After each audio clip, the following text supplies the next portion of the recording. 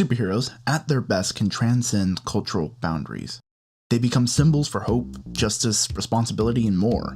Superheroes can become a language for cultures to exchange ideals. And this is shown in My Hero Academia.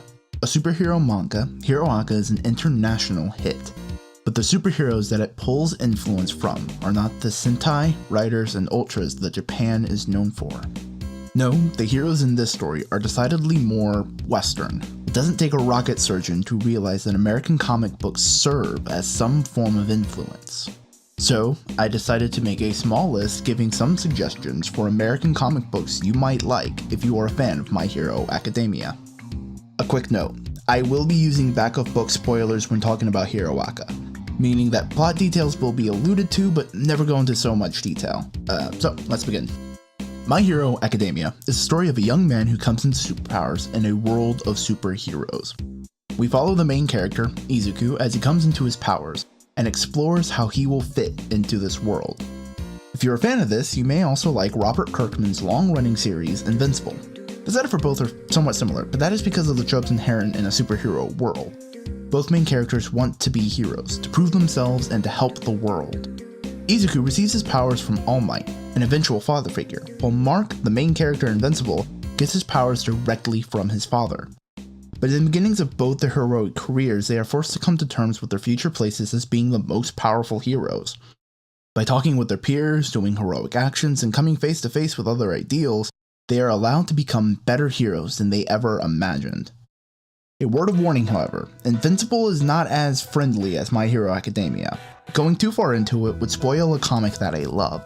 So, warning for blood and gore, as well as heavy use of grey morality.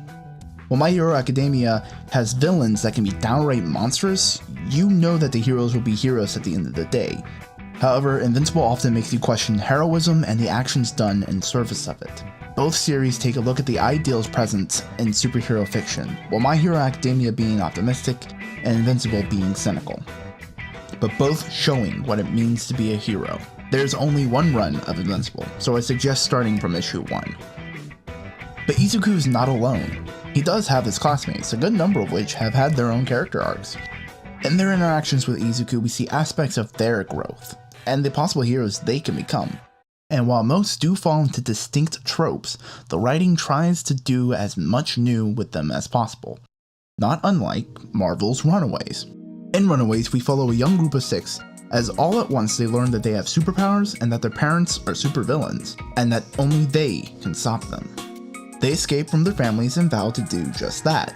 This ragtag group is made up of Alex Wilder, a normal but exceptionally smart human, Nico Minoru, an inexperienced magic wielder, Carolina Dean, an alien disguised as a human who has the power of flight and solar energy absorption, Molly Hayes, the youngest of the group, who is a mutant with super strength, Chase Stein, the son of mad inventors who's more of a musclehead who uses a pair of power gauntlets, and Gertrude Yorks, who has a telepathic connection to a dinosaur. Throughout their journey, they learn more about themselves and each other, and their place in the world. The series deals with things like homosexuality, abusive parents, and more. In a similar way, the students of 1A learn and grow by relying on each other. Whether that means finding a truer definition of heroism, starting a path to get past parental baggage, or realizing that you were not the best. All the characters in Hero Aka's 1A are in individual character arcs where they attempt to become better people than they were. All the while though, both the Runaways and the class are confronted by adult heroes telling them that they are out of their depth. If you enjoy young heroes trying, failing, and coming into their own, try the first volume of the Runaways. A note though, I have only read the first volume, so my suggestion can only go that far and I need to read the rest. But I have heard the rest is great as well. What if you're more interested in All Might? What if you want to read more of a hero coming to terms with their own morality and humbly accepting it? Well, All-Star Superman is your read. Written by Grant Morrison, it is the story of Superman's last days, after he absorbed a massive amount of solar energy and is slowly dying. It follows him as he wraps up any loose ends so that he may leave the world a better place than he arrived. In a similar way, All Might is doing the same thing by teaching the students of 1A. By imparting his ethos and hoping that they may take up the ideals of heroism that he laid out. They both go through their last hurrahs, both great men who have done great things. and we, the audience, know that their impact is far greater than they will ever know. It is a very bittersweet story, but it is a classic in the Superman canon, and the story is only 12 issues long, so it's not that much of a time sink. But what if you want something ongoing, something happening right now? Well, there is the current run of Superman. In this run, after some comic book shenanigans that is explained in the book, we follow an older Superman as he balances his heroism and being a father. Through this comic, we see Clark Kent teach and empower his son John, so that his son won't misuse his powers, in hopes that he will be a better hero than Superman ever was. Just like Superman, All Might is trying to impart wisdom onto Izuku, and has become something of a father figure to him. Both dynamics have equal parts respect and adoration coming from the people to the mentor/father figure. This results in great lessons learned, but also moments where John or Izuku try to do too much and become overwhelmed because of it. While the mentor/father figures must come to terms on how to effectively teach this kid that they are responsible for.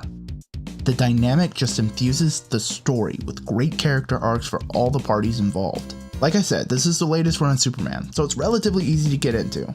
So look out for Superman #1 with the word rebirth somewhere on the cover. Boku No Hero Academia is distinctly a shonen manga, but that does not detract from its obvious American influences. So I hope if you're interested that you'll check these comics out. My name is Chris, you can call me Boingo, and this was a video. If you want to be updated, you can subscribe to my channel. If you don't want to do that, but you still want to be updated, you could always follow me on Twitter. I also have a website where you can read my web novel and short stories and other such things that I write. The next video that comes out should be the third part of my Toy Reviewer Reviews trilogy. God, that sounds so fucking pretentious. I love it. I got a couple other videos planned, so yeah. Hope you enjoyed.